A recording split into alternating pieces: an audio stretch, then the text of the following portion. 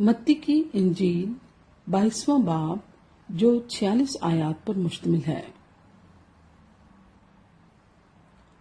और यीशु फिर उनसे तमसीलों में कहने लगा कि आसमान की बादशाही उस बादशाह की मानिंद है जिसने अपने बेटे की शादी की और अपने नौकरों को भेजा कि बुलाए हुओं को शादी में बुला लाएं, मगर उन्होंने आना ना चाहा।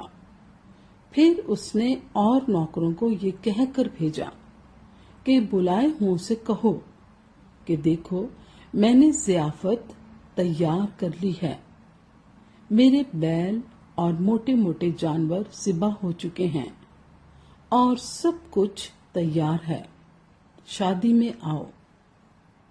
मगर वो बेपरवाही करके चल दिए, कोई अपने खेत को, कोई अपनी सौदागरी को, और बाकियों ने उसके नौकरों को पकड़कर बेइज्जत किया और मार डाला।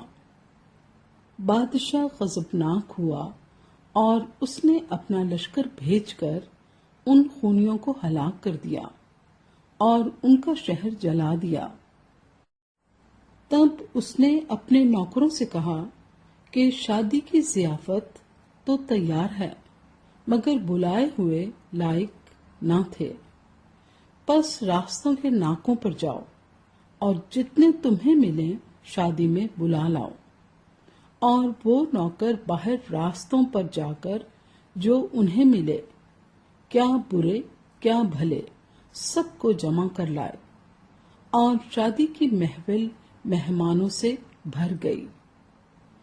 और जब बादशाह मेहमानों को देखने को अंदर आया तो उसने वहां एक आदमी को देखा जो शादी के लिबास में ना था, और उसने उससे कहा, मियां, तू शादी की पोशाक पहने बगैर यहाँ क्यों कर आ गया? लेकिन उसका मुंह बंद हो गया। इस पर बादशाह ने खादिमों से कहा, उसके हाथ पांव बांधकर बाहर अंधेरे में डाल दो, वहां रोना और दांत पीसना होगा, क्योंकि बुलाए हुए बहुत हैं मगर बरगुजीदा थोड़े। उस वक्त फरीसियों ने जाकर मशवरा किया कि उसे क्यों कर बातों में फंसाएं।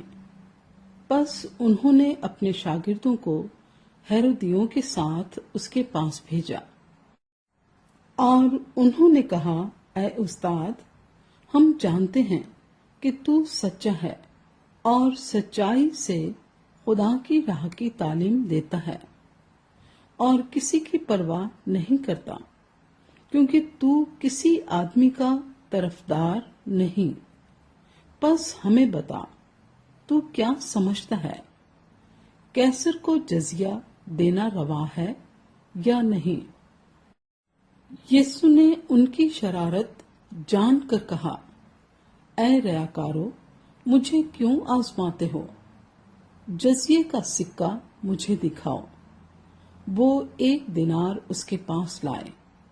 उसने उनसे कहा, ये सूरत और नाम किसका है? उन्होंने उससे कहा, कैसर का। इस पर उसने उनसे कहा, बस जो कैसर का है कैसर को, और जो खुदा का है खुदा को अदा करो। उन्होंने ये सुनकर ताजुब किया और उसे छोड़कर चले गए। उसी दिन सदूकी, जो कहते हैं कि कयामत नहीं होगी, उसके पास आए और उससे ये सवाल किया कि ऐ उस्ताद, मूसा ने कहा था कि अगर कोई बे औलाद मर जाए तो उसका भाई उसकी बीवी से ब्याह कर ले और अपने भाई के लिए नस्ल पैदा करे। अब हमारे दरमियान 7 भाई थे और पहला ब्याह करके मर गया, और इस सबब से कि उसके औलाद न थी, अपनी बीवी अपने भाई के लिए छोड़ गया। इसी तरह दूसरा और तीसरा भी 7वीं तक سب کے بعد وہ عورت بھی مر گئی، پس وہ قیامت میں ان 7 میں سے کس کی بیوی ہوگی؟ کیونکہ سب نے اس سے بیاہ کیا تھا۔ یسوع نے جواب میں ان سے کہا کہ تم گمراہ ہو، اس لیے کہ نہ کتاب مقدس کو جانتے ہو نہ خدا کی قدرت کو، کیونکہ قیامت میں بیاہ شادی نہ ہوگی، بلکہ لوگ آسمان پر فرشتوں کی مانند ہوں گے۔ مگر مردوں کے جی اٹھنے کی بابت جو خدا نے تمہیں فرمایا تھا، کیا تم نے وہ نہیں پڑھا کہ میں ابراہیم کا خدا اور اسحاق کا خدا اور یعقوب کا خدا ہوں؟ وہ تو مردوں کا خدا نہیں بلکہ زندوں کا ہے۔ لوگ یہ سن کر اس کی تعلیم سے حیران ہوئے۔ اور جب فریسیوں نے سنا کہ اس نے صدوقیوں کا منہ بند کر دیا تو وہ جمع ہو گئے، اور ان میں سے ایک عالم شرع نے آزمانے کے لیے اس سے پوچھا، اے استاد، توریت میں کون سا حکم بڑا ہے؟ اس نے اس سے کہا کہ خداوند اپنے خدا سے اپنے سارے دل اور اپنی ساری جان اور اپنی ساری عقل سے محبت رکھ۔ بڑا اور پہلا حکم یہی ہے، اور دوسرا اس کی مانند یہ ہے کہ اپنے پڑوسی سے اپنے برابر محبت رکھ۔